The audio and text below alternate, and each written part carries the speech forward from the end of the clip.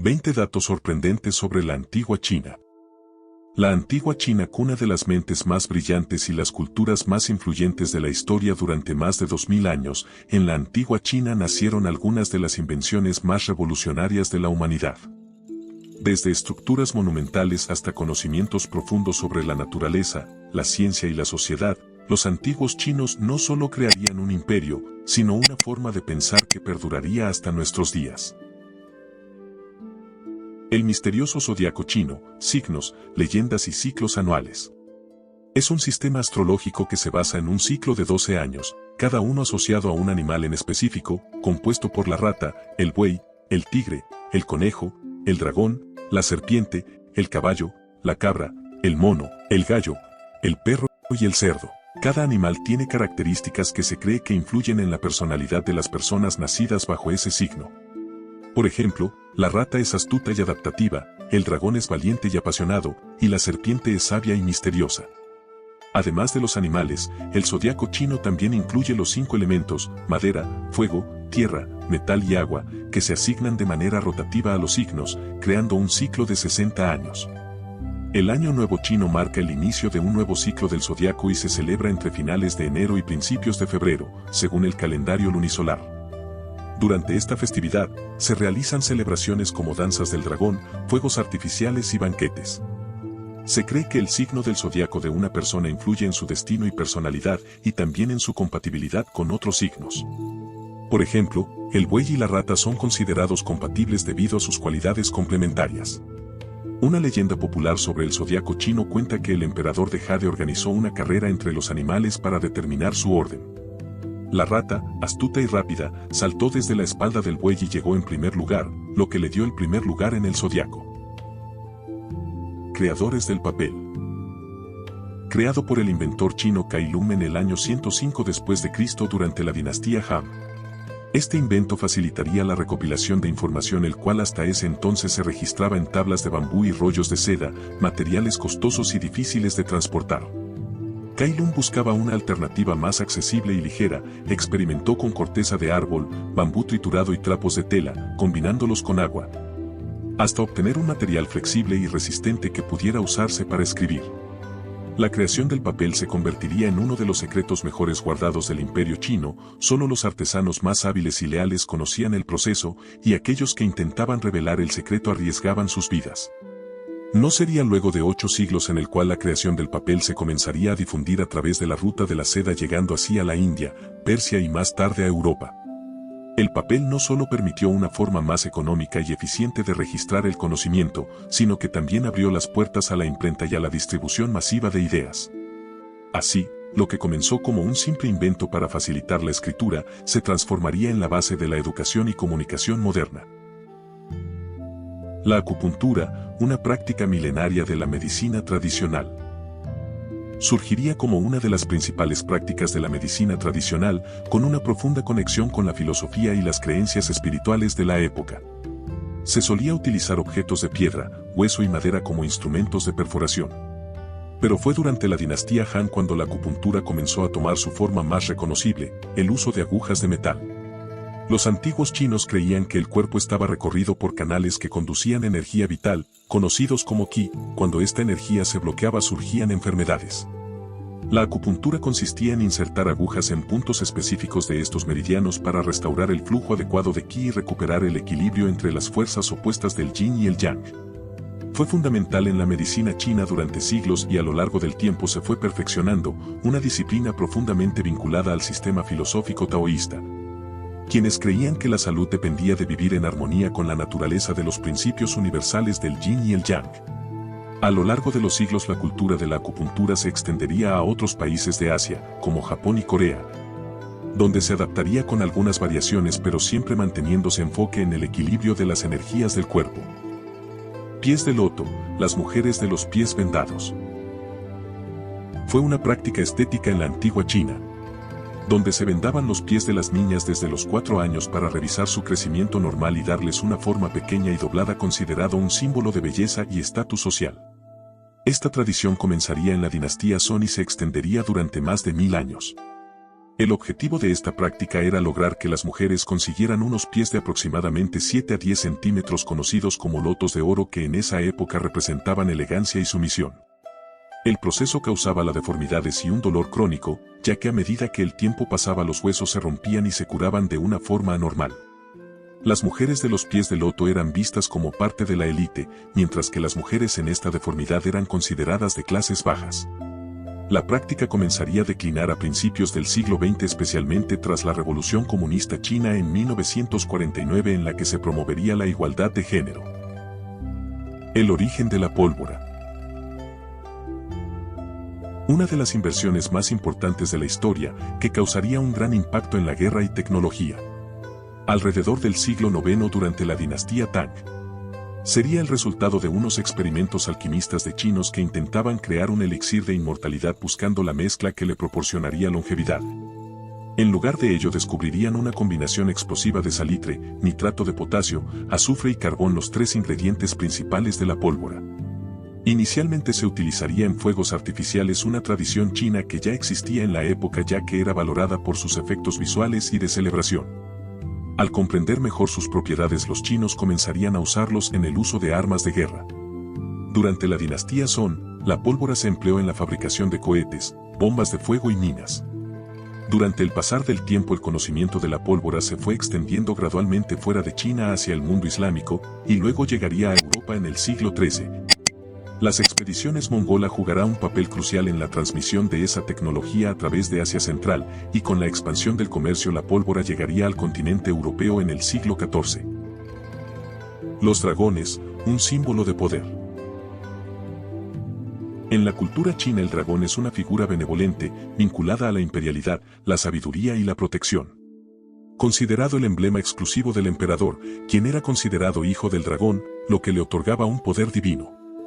Además, el dragón representaba el control sobre la naturaleza, especialmente el agua, siendo responsable de las lluvias y las cosechas, lo que le confería una conexión profunda con la prosperidad del imperio. Sin lugar a dudas, es una figura que conecta lo terrenal con lo celestial y refleja los valores de la armonía, la transformación y el equilibrio que son fundamentales en la filosofía china. Su legado perdura, no solo como un símbolo cultural, sino como un componente clave de la identidad y las tradiciones chinas. La primera brújula. Tiene su origen en China durante la dinastía Han, inicialmente utilizada en las prácticas de adivinación y para el Feng Shui. Para su invención se basaron en observación de las propiedades magnéticas de ciertos minerales, como la magnetita, que usualmente se utilizaba para orientar ciertos objetos. Sin embargo, fue durante la dinastía Song, cuando los chinos descubrieron que la brújula podía tener aplicaciones mucho más amplias, especialmente en la navegación. El funcionamiento de la brújula es sencillo: una aguja imantada que gira libremente sobre un eje, alinearse con el campo magnético de la Tierra, apuntándose hacia el norte magnético. Este descubrimiento permitiría a los navegantes chinos a orientarse con precisión, incluso sin un punto de referencia visible, como las estrellas o las costas. La brújula facilitaría la expansión de las rutas marítimas y contribuiría al florecimiento de la ruta de la seda. El conocimiento de la brújula se difundió hacia el mundo islámico y, finalmente, hacia Europa. Los guardianes de la tumba, los guerreros de terracota. Los guerreros de terracota, conocidos como los guardianes de la tumba del primer emperador de China, Qin Shi Huang. Uno de los hallazgos más importantes y sorprendentes de las arqueológicas de la antigua China descubiertos en 1974 en Oncean. Fueron enterrados con el emperador en su monumental tumba con el fin de protegerlo en su vida después de la muerte.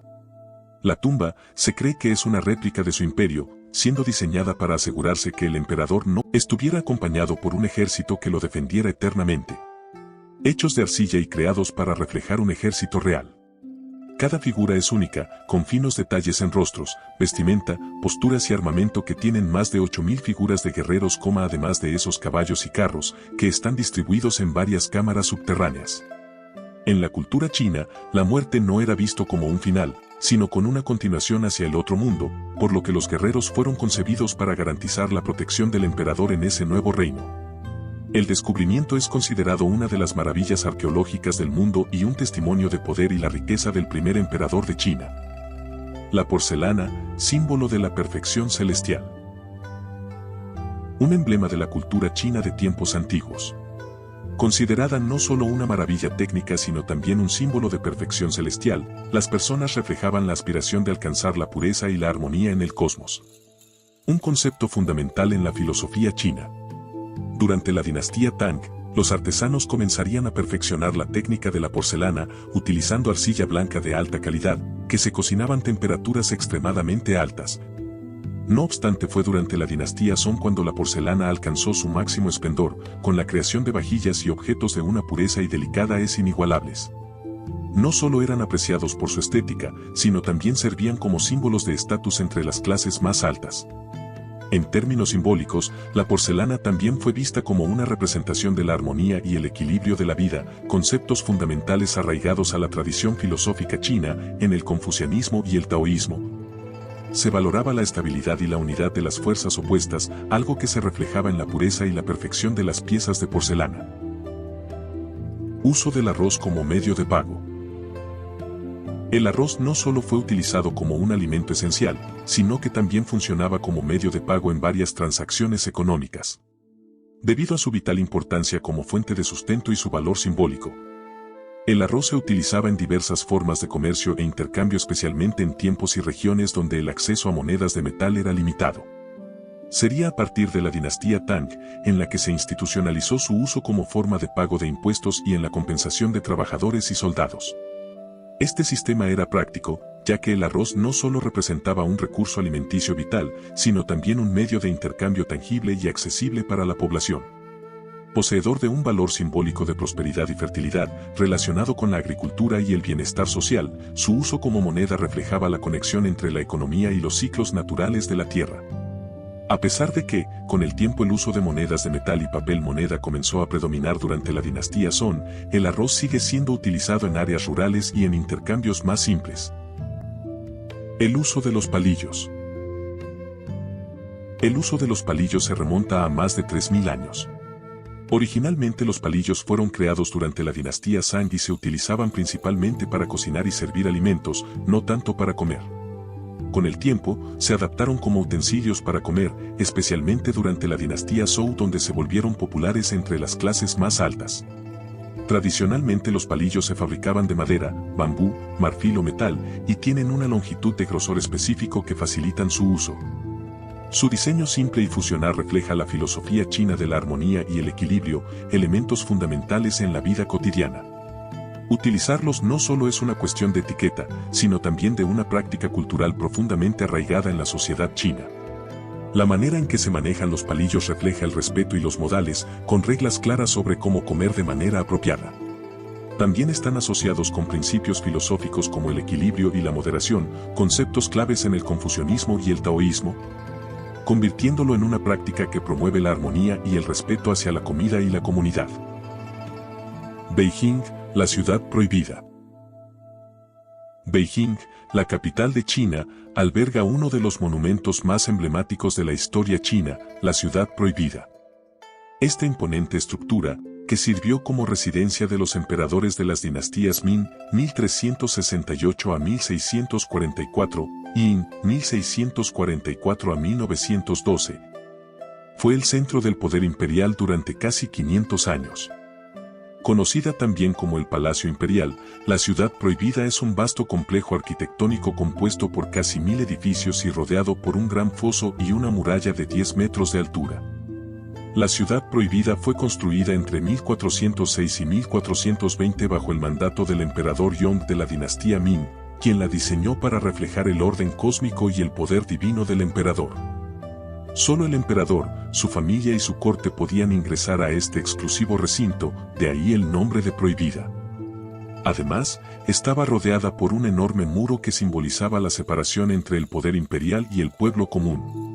El Palacio Imperial se organiza en una serie de salones y patios, siendo el Salón de la Suprema Armonía el más importante, donde se llevaban a cabo las ceremonias imperiales más significativas.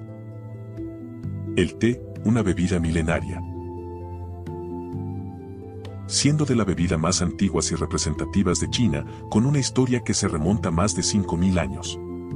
Su origen está envuelto en una leyenda, sido más popular la que cuenta que el emperador Zheng Non descubrió el té accidentalmente cuando unas hojas de silvestre cayeron en una taza de agua caliente que estaba preparando. Fascinado por su sabor y propiedades, el emperador comenzó a usarlo como un remedio natural. El té se compartiría en una bebida no solo apreciada por su sabor, sino también por sus beneficios para la salud. Durante la dinastía Tang, el té comenzó a ser consumido de manera más formal y se desarrollaron rituales alrededor de su preparación y consumo. En la dinastía Song, el té se convirtió en una parte integral de la cultura de la corte imperial y la élite. A lo largo de la historia, el té chino ha tenido una influencia significativa en el mundo. Fue una de las primeras mercancías que se comercializó a través de la ruta de la seda, y su popularidad se extendió rápidamente por todo el mundo, transformándose en una bebida global. La primera imprenta. Originales de China, la imprenta fue inventada durante la dinastía Tang, aunque alcanzaría su mayor desarrollo durante la dinastía Song. La tecnología imprenta se basa en el uso de bloques de madera grabados con caracteres, un sistema conocido como tipografía de bloque móviles. El proceso constaría en tallar caracteres en bloques de madera, que luego se cubrirían con tinta y se presionaban sobre el papel para producir textos.